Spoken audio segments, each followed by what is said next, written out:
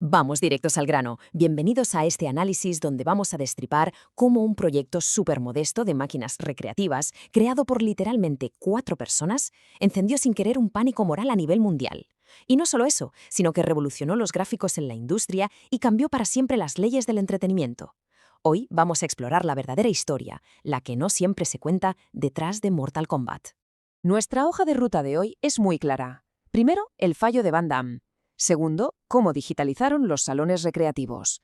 Tercero, la guerra del código de sangre. Cuarto, la intervención del Senado y la creación de la SRB. Y quinto, las prohibiciones globales y su impacto. Empezamos con el punto 1. El fallo de Van Damme. De estrellas de acción a luchadores originales. Los orígenes de esta gigantesca franquicia son sorprendentemente humildes. Fijaos, sus creadores, Ed Boon y John Tobias, querían inicialmente hacer el videojuego oficial de la película Contacto Sangriento. O sea, llegaron a crear una demostración técnica pensando específicamente en Jean-Claude Van Damme como protagonista. Pero claro, la cosa se torció. Los representantes del actor dijeron que no porque ya tenía un acuerdo previo con Sega para un juego que, irónicamente, nunca llegó a salir. Este bache forzó al equipo de Midway, que recordemos eran solo 4 personas, a dar un giro de volante brutal y crear sus propios personajes. De las cenizas de aquel proyecto cancelado nació Johnny Cage, una estrella de Hollywood súper arrogante que era un claro homenaje a Van Damme. De hecho, hasta conservaba el mítico golpe de apertura de piernas de la película.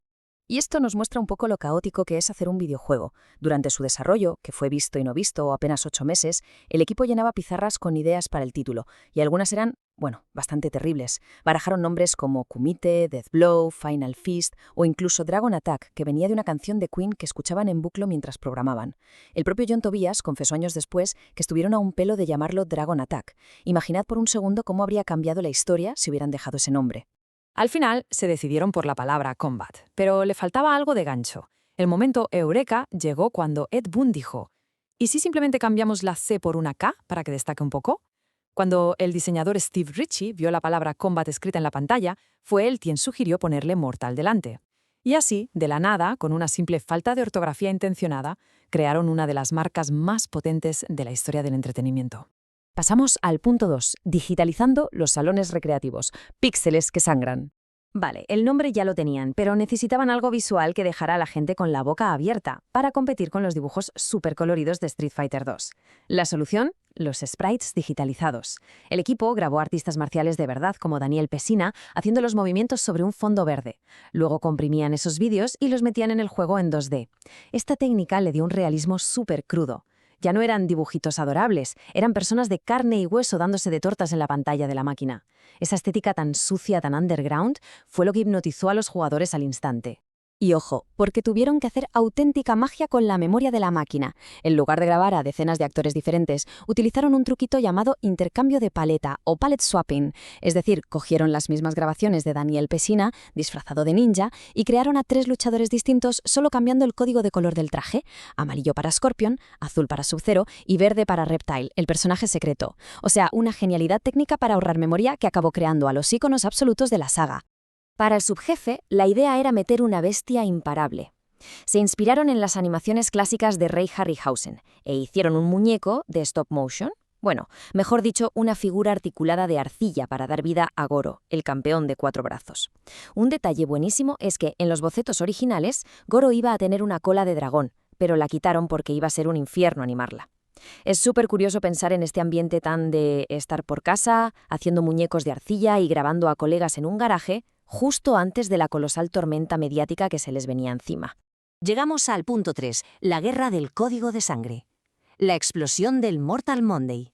Esto nos lleva al salto histórico de las recreativas a las consolas del salón. El 13 de septiembre de 1993, un día bautizado, por supuesto, como el Mortal Monday, el juego llegó a las casas con sus famosos fatalities. Y aquí presenciamos un choque de filosofías corporativas espectacular. Nintendo, que siempre ha protegido su imagen familiar a capa y espada, obligó a quitar la sangre y la cambió por una especie de sudor gris rarísimo. Sega, por el otro lado, se tiró a la piscina con una actitud súper rebelde y sin censura para ganarse al público adolescente. Pero Sega también fue muy astuta. De primeras, la versión de su consola parecía censurada, hasta que metías un código secreto en el mando. AVE, AVE, CAVE. Esta combinación desbloqueaba absolutamente toda la sangre y el gore del juego original. Ese simple código les hizo ganar la guerra de consolas en los patios de colegio de todo el mundo. Pero claro, también desató una alarma cultural tremenda. De un día para otro, la violencia fotorrealista estaba en la tele de millones de familias. Vamos con el punto 4. El Senado y la ESRB. El cortafuegos político. Aquí es donde el tono de nuestra historia cambia por completo. El juego dejó de ser solo un bombazo de ventas para convertirse en un problema de Estado en Estados Unidos. A finales del 93 se organizaron audiencias oficiales en el Congreso, lideradas por los senadores Joe Lieberman y Herb Kohl. Las imágenes de estos monigotes sacándose el corazón indignaron a los políticos. Y lo más fuerte fue ver a Howard Lincoln, el vicepresidente de Nintendo, usando esta polémica como un arma arrojadiza contra Sega. Se plantó allí como la empresa responsable, mientras señalaba a Sega como los malos de la película que vendían violencia a los niños. Fue una partida de ajedrez corporativo jugada directamente en el Senado.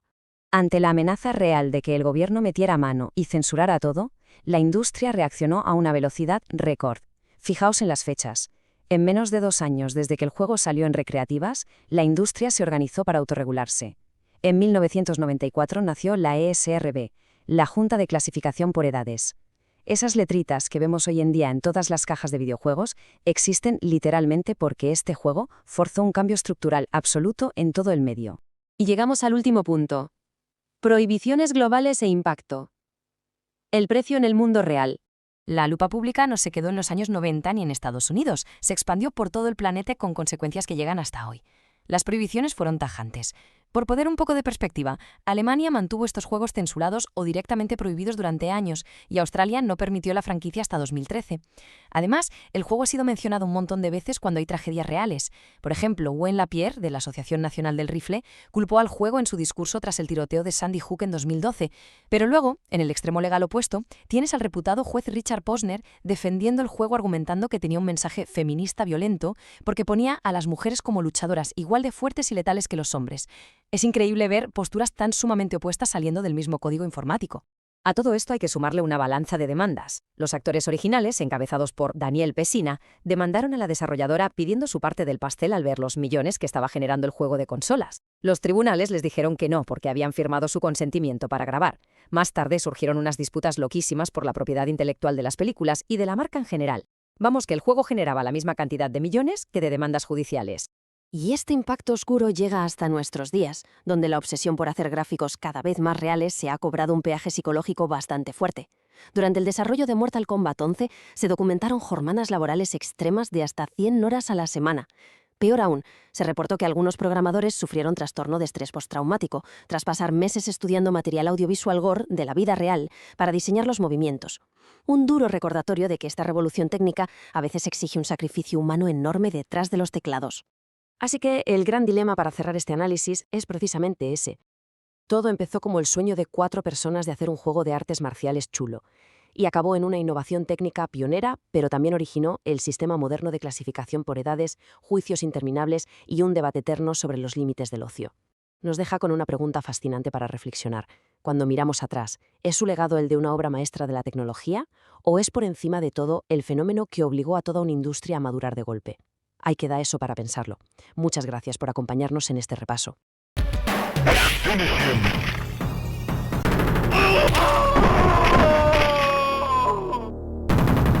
Sub-Zero wins. Flawless victory. Fatality.